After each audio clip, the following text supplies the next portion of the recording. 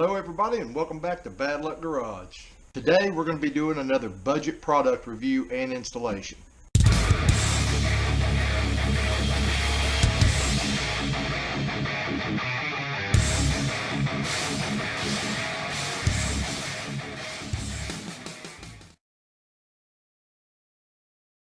Okay, so before I do the unboxing, I thought I would just kind of go over where I got this boost controller and how much it costs and the comparable product. So as you can see here, this is the two-stage boost controller that I got. It is obviously a knockoff of the Turbo Smart two-stage boost controller. I mean, it pretty much looks just like it. Got it from Speed Daddy. You can see right here, that's the name of the eBay seller that I got it from. You can also buy these on Amazon. And you can see the price right here is $49.97. You can see the actual product right here. Well, picture didn't get any bigger, but you can see it looks identical other than the name Turbo Smart on it and the $212.17 price tag that comes with the Turbo Smart unit. So the goal here is hopefully to get a product that works just as well as the Turbo Smart unit and costs literally 1/4 of the price. Now, something else I wanted to go over is the fact that this does not come with any install instructions. Boost controllers are very simple to hook up, guys. But just in case, this is what's awesome about this product. You can go to the Turbo Smart website, the two-stage boost controller here, they make it in black or blue, and just come over here to downloads, and you can download the user manual for the Turbo Smart dual-stage boost controller. Instructions are going to be exactly the same because it's a copycat product. Now, I've already downloaded that, and I have it right here. So for those of you who don't like to Google, what I'm going to do now is I'm just going to scroll through the instructions here for the dual stage Turbo Smart boost controller, which again is, the instructions are going to be the same. So I'm going to scroll through these. So what you can do is, if you're watching this video, if you've got one of these, you can just pause wherever you need to pause and read the instructions.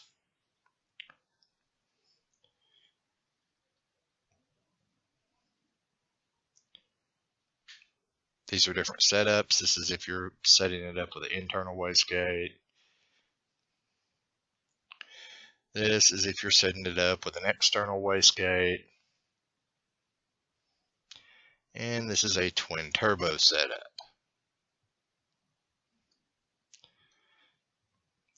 And then this is how you adjust it.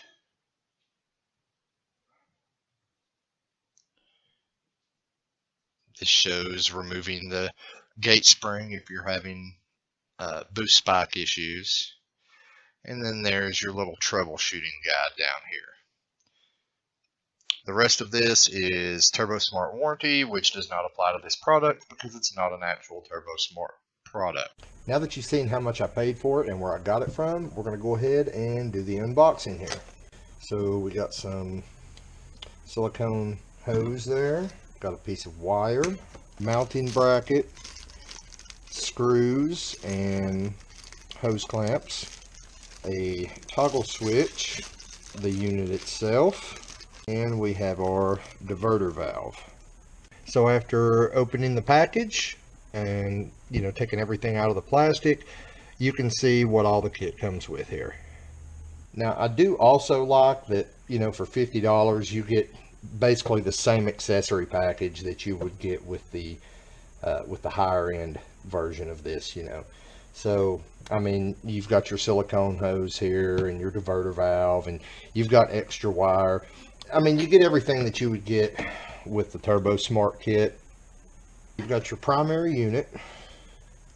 I mean, it feels really solid and heavy. I like that. Can you hear that, guys? So the adjustments here have actual clicks. You're not just twisting a knob endlessly. All right, my initial impression is, I mean, it seems to be a pretty heavy unit here.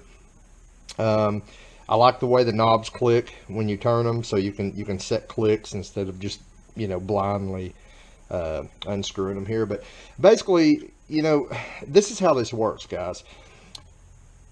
You basically have two boost controllers in here. Now, if anyone's ever seen the little boost controllers that you can buy on eBay that, you know, it's just got a knob, the way they work is they bleed off pressure coming from the turbo to the wastegate to kind of trick the wastegate into opening later than it should, thereby building more boost. Now, what this guy does is it basically takes two separate bleeder valves here, and when this unit is switched off, you're running on this bleeder valve here, which is your low boost setting. Well, there's an electronic valve in here, and you know, when you activate the switch, it activates that valve and it diverts the air from this bleeder valve to this bleeder valve, which of course you're going to have set at a higher setting. So I mean, I wasn't really worried about buying an eBay unit with this because it's a fairly simple design, guys. I mean, I think it would be pretty hard to screw this up, even for a 2-year-old in China. So we're going to go ahead and put it on the truck, and we'll just check it and see if it works. I'll be installing this on our Turbo LS Swap C10 Project Steppenwolf. So as I mentioned earlier, hooking up a boost controller is pretty easy. What we're looking for here is the line that runs from our turbocharger to our wastegate. We found that line, so we are just going to cut it in half. Now the next thing we're going to do is we're going to take our little diverter valve here and install it in between those two pieces. You want the arrow to face toward the wastegate.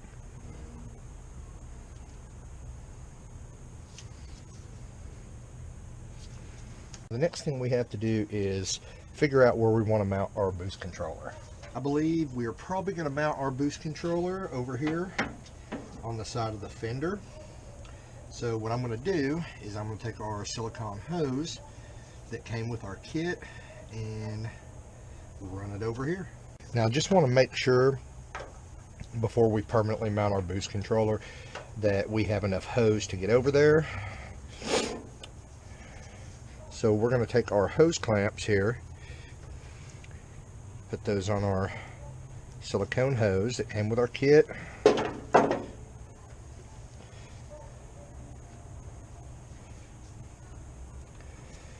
going to hook that up to our diverter valve. Now I don't want to run this hose across the top of the turbo, so I'm just going to kind of flip this over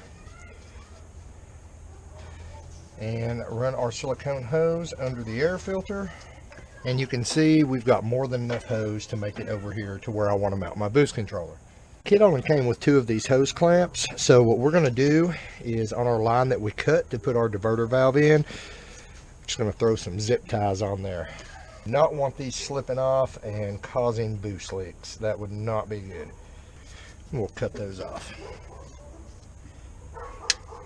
Our boost controller did come with a mounting bracket, but after thinking this through for a minute and realizing that, you know, this is a product review and a test, so I didn't want to really permanently mount anything until we were sure that it worked properly. I decided to just zip tie the controller to my fender for now. When we test this thing, if it works well, what I'll do is I'll go back and I'll probably drill a hole right here somewhere and mount our bracket and mount our boost controller to the bracket. We're going to go ahead and put our clamp on our silicone hose here and hook it up to the boost controller.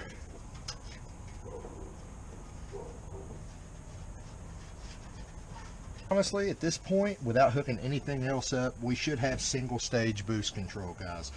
We should be able to adjust this low boost setting knob and, you know, adjust whatever boost level we want. But if we want dual stage, which is the whole reason for purchasing this, we're going to have to hook up a switch. Now we've got 2 wires coming out of here, and what these do is they go to the solenoid inside that switches the air from this boost controller over to this boost controller. Now polarity really shouldn't matter. This should pretty much just be an on and off switch. So what we should be able to do is just put us a hoop on here and ground one wire right here next to the controller somewhere. And then the other wire we will want to run inside the vehicle to our switch here and run a 12-volt switched ignition source to it. I have ran my ground up to this screw here, and before I get too crazy and run the switch inside, what I've done is I've tied this extra length of wire that they gave us in the kit. I've tied it into the other lead, and I'm just going to touch it over here to the battery terminal and see if I can hear that solenoid clicking in that boost controller over there, just to make sure it's good. I don't know if you guys can hear that, but that solenoid is definitely clicking, so I think we're good. So I already happen to have a power wire and a ground wire, hopefully you can see that under here, that I had actually ran to use an accessory later on. So this is going to be perfect for this. What you're going to do on this particular switch, it's an illuminated switch. So I don't know if you can see the markings on the side, but we have a ground, we have a power denoted by a positive, and we have an accessory terminal. So what we're going to do, we're going to hook our power up here, our ground up here, and then we're going to hook the wire that we ran in from the boost controller up to accessory. So then what's going to happen is when I flip the switch on, it's going to light up this light and it's going to send power out to our accessory, which in this case is our boost controller. Okay, so we got our switch all hooked up, and the really good news is whoever had this vehicle before I did had actually already mounted a rocker switch here, or a toggle switch here at some point. So that's actually a pretty good spot to put this. It's right in front of my shifter, so we're going to go ahead and stick the switch in that hole. Important thing is, does it work? And I have already confirmed that when I flip this switch, the light comes on, and under the hood you can hear the solenoid on the boost controller click. So I guess all that's left to do at this point is test it out. What we're going to do on the high side here is we're going to go 3 clicks. So basically all we've got to do is, you know, we'll do a little pull, make sure we've got 6 pounds of boost, which is what we had before we installed this guy, and then we'll flip our switch, do another pull, and see if the boost goes up. Everything goes well, we should have maybe 1 or 2 more PSI, having only clicked this out 3 clicks. Hopefully you can see the boost pressure gauge here. Don't pay any attention to my AFRs right now. The engine is cold, and I do not have the cold idle adaptives turned on, so it's idling really lean until the engine gets warmed up. But so for any of you wideband watchers out there, that's what's going on with the lean AFRs there. You'll see they'll start to work their way down as the engine warms up. But we're going to try this thing out. You know, really the only job a 2-stage boost controller has is to be able to switch between 2 boost levels. So that's what we're going to check out, and as long as it'll do that for us, then we'll call it good. If it doesn't do that for us, then we'll call it a piece of crap, right?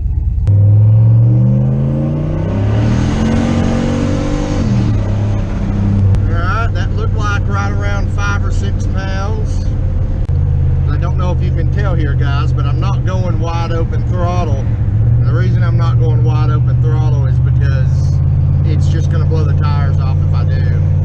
So what I'm doing is holding it down in gear and, you know, just letting it hit that boost.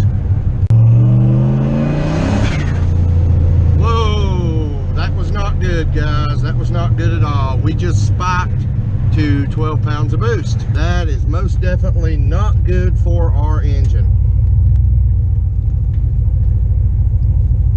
So we're going to pull over here and take a look and see what may have caused that. Only thing that I know that could have caused that, other than the boost controller itself being defective, is there is a little check ball valve and spring in this diverter, and if that thing's not opening properly, then basically what happens is the wastegate never sees boost in this line, so it doesn't open up. Remember reading in the instructions that if you see a boost spike, like that, that you should maybe try to remove that spring and check valve. So that's what I'm going to do right now. And to remove it, you just unscrew this end right here, and there's a ball and a spring in there, and you can just take that out. This is the little check ball and spring, and it was in this side right here, so we just went ahead and took that out. So now basically it's just a straight diverter valve, and I'm going to screw this back together and try again. When that thing spiked to 12 pounds, I was at half throttle, and it threw me back in the seat pretty good. So even though that wasn't good, I didn't want that to happen. It was kind of cool.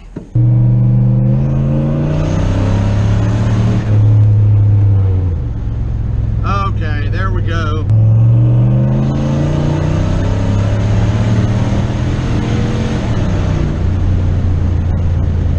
Yep. So we are at our factory setting there. Taking that check valve out, did the trick, and that got us back to our, you know, wastegate level there, which was about 5 or 6 psi. Okay, so we verified with the boost controller set on low. We're back to our stock setting of 5 or 6 psi, which is our spring pressure. Because if you remember, we didn't open up the low side on the boost controller. We just wanted to leave that at wastegate pressure. So now what we're going to do is we're going to flip our switch and see if we get more than 5 or 6 pounds of boost.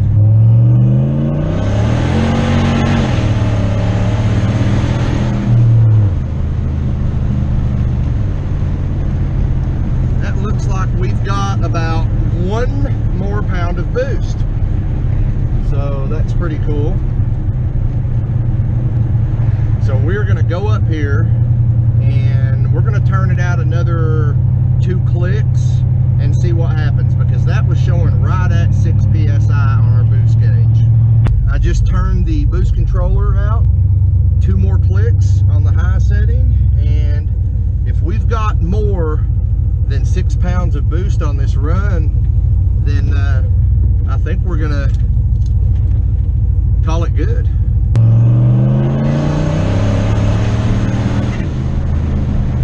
That was 7 psi. So what I'm seeing is every 2 clicks on that boost controller is worth about 1 psi of boost. And I'm looking over at my laptop, and my laptop is verifying what the boost gauge is telling me. So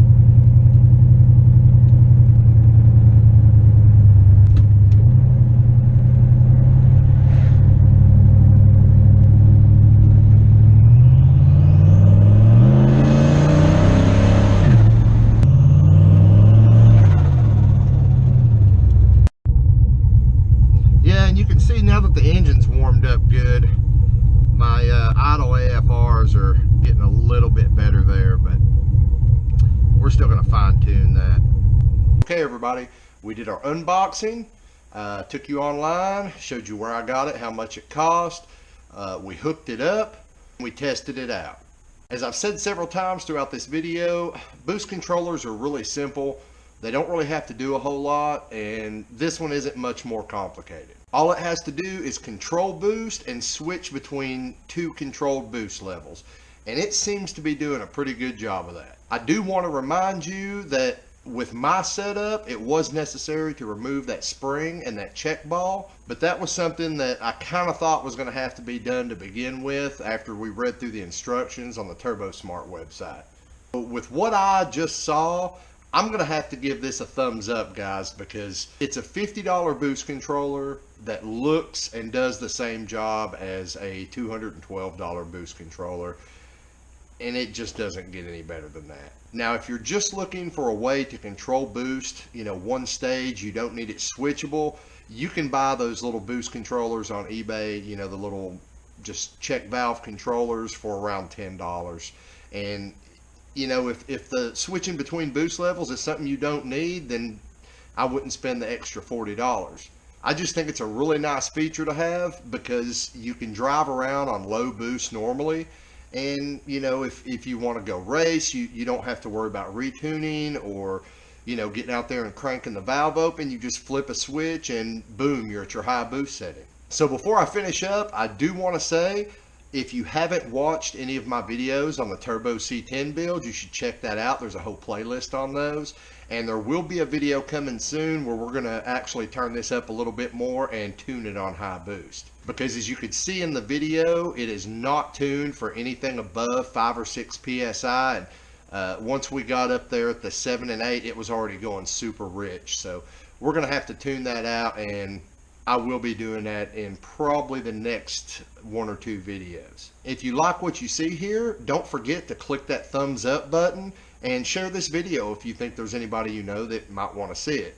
Also, remember to subscribe so you can keep track of upcoming videos that I may put out. Now get off your computer, get out in the garage and start working, and I'll see you next time here on Bad Luck Garage.